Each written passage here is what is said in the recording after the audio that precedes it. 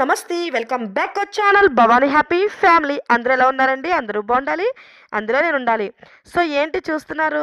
చెప్పైనా వేడి వేడిగా chicken and బంగాళదుంప కాంబినేషన్‌లో కర్రీ చేసేసుకుందాం వచ్చేయండి.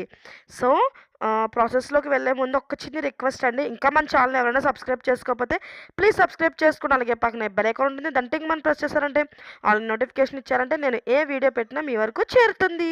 So please subscribe our channel Bhavani happy family. ఫస్ట్‌గా అయితే స్టవ్ ఆన్ చేసేసుకొని కడాయి పెట్టేసుకొని, కడాయి హీట్ అయిన తర్వాత అందులో అయితే సరిపడా ఆయిల్ అయితే వేసుకోవాలండి.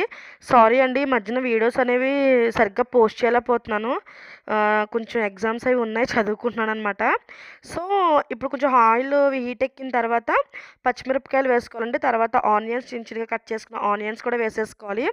సో ఈ కర్రీ స్పెషాలిటీ ఏంటంటే గనుక వాటర్ అసలు చాలా తక్కువ అనమాట. లిటిల్ బిట్ వాటర్‌తోనే మనం ఈ కర్రీ అయితే చేసేసుకుందాం. చాలా చాలా టేస్టీగా వచ్చిందండి ట్రస్ట్ మీ. సో నేను లాస్ట్ సండే చేశాననమాట ఈ కర్రీ. ఇప్పుడు ఈ సండే పోస్ట్ చేస్తున్నాను. సో వీడియో కూడా ఇప్పుడు లేట్‌గా వచ్చినందుకు క్షమించండి.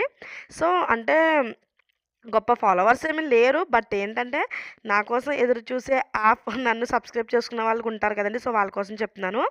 సో ఉల్లిపాయలు చక్కగా వేసేసిన తర్వాత కొంచెంసేపు మూత పెట్టుకొని తీస్తే మగ్గినాయి కదండీ!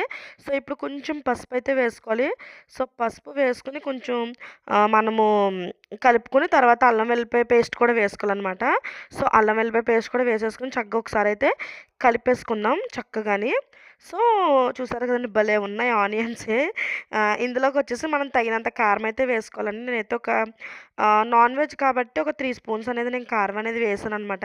సో మేము చాలా తక్కువ స్పైస్ తింటాం మీకు తెలుసు. ఒకవేళ ఎవరైనా ఫాలో చేస్తున్నట్లు వాళ్ళకైతే తెలిసిపోతది. నా కర్రీస్ చాలా ఉప్పులు, కారాలు, నూనెలు తక్కువ ఉంటాయనమాట. తర్వాత వచ్చేసి ఉప్పు కూడా వేసేసుకోవాలండి. అదే సాల్ట్. సో సాల్ట్ కూడా ఒక 2 స్పూన్స్ అయితే వేసేసుకోవాలి. సో వేసేసుకున్న తర్వాత ఒకసారి అయితే బాగా కదిపేసుకొని మళ్ళీ ఒకసారి అయితే మూత అయితే పెట్టేసుకుందాం. ఒక 5 మినిట్స్ అలా ఉంచిన తర్వాత తీసి చూస్తే చూసారు కదండీ! కొంచెం ఆయిల్ అనేది సెపరేట్ అవుతుంది. సో ఇంతకు మించి నా కర్రీస్‌లో ఆయిల్ అయితే సెపరేట్ అవ్వదు. ఎందుకంటే నేను చాలా లెస్ ఆయిల్‌వి యూజ్ చేస్తాను కాబట్టి. సో చూసారు కదండీ! సో ఇలా మగ్గిన తర్వాత మనం చికెన్ అయితే వేసేసుకోవాలి. సో ఎంతో చికెన్ లేదండి. నాకు తెలిసి ఒక 200 గ్రామ్స్ కూడా చికెన్ ఉండదు. పావు కేజీ చికెన్ కూడా ఉండదది. నేనేంటంటే మా హస్బెండ్ చికెన్ తెచ్చినప్పుడు కొంచెం పక్కన పెడతాననమాట. ఎప్పుడైనా ఒక చేసుకుంది ఏమన్నా పిల్లలకి సరదాగా చేద్దాం అన్నట్లుగా పక్కన పెడతాను కొంచెం. ఎక్కువ నిలవేం పెట్టనులేండి. ఒక 2 డేస్ వరకు ఉంచుతాను అంతే. అంతకుమించి ఎక్కువ నిలవ పెట్టను. సో చికెన్ కూడా వేసేసి ఒకసారి మూత పెట్టేసుకొని ఒక 5 మినిట్స్ వదిలేసిన తర్వాత మళ్ళీ మూత తీసి చూస్తే చూసారు కదండీ! చక్కగా చికెన్ కూడా చక్కగా మగ్గిందనమాట మనకి ఆ కర్రీలో. సో ఇప్పుడు మనం మన పొటాటోస్ కూడా వేసేసుకుందామనమాట. బంగాళదుంప ముక్కలు. సో అవి కూడా ఒక చిన్న చిన్నవే 3 బంగాళదుంపలు అలా తీసుకున్నాను. అంతే అనమాట. సో బంగాళదుంపలు కూడా వేసేసుకోవాలి. పిల్లలకైతే చాలా నచ్చేసిందండి. ఎందుకంటే బంగాళదుంపలు ఒకటి ఉన్నాయి కదా! సో చాలా నచ్చింది. సో ఎప్పుడైనా సరే చికెన్ తెచ్చినప్పుడు పక్కకి తీస్తే అది ఫ్రిడ్జ్‌లో పెడితే పాడవుతుంది కదా! అని అనుకుంటారు. సో ఎక్కువ డేస్ అనేది నిలవ పెట్టకూడదు. అసలు ఫ్రిడ్జ్‌లో పెట్టిన ఫుడ్ తినకూడదు. బట్ ఏంటంటే నౌ-ఏ-డేస్ కొంచెం కొంచెం తప్పదు. సో ఒక 2 డేస్‌కి మించి ఎక్కువ నిలవ ఉంచననమాట. సండే తెచ్చారనుకోండి కొంచెం తీసాననుకోండి అది మండే ఈవినింగో లేకపోతే ట్యూస్‌డేనో వండేస్తాననమాట పిల్లలకి. సో ఇలా అయితే మూత పెట్టేసి మళ్ళీ తీస్తే శుభ్రంగా బంగాళదుంపలు కూడా మగ్గిపోయినాయి చూసారు కదండీ! గరిటెతో ఇలా అంటుంటే చక్కగా ఇలా విరుగుతుంది చూసారా?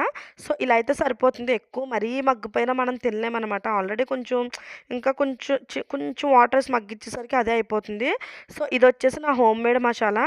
సో దీంట్లో ధనియాలు, జీలకర్ర, లవంగ మొగ్గలు, చెక్క సో ఇవన్నీ వేసైతే పౌడర్ చేస్తామండి. సో ఆ పౌడర్ వేసేసుకున్న తర్వాత కొంచెం చికెన్ మసాలా కూడా యాడ్ చేశాను. సో ఆచి చికెన్ మసాలా యూజ్ చేస్తాననమాట నేను.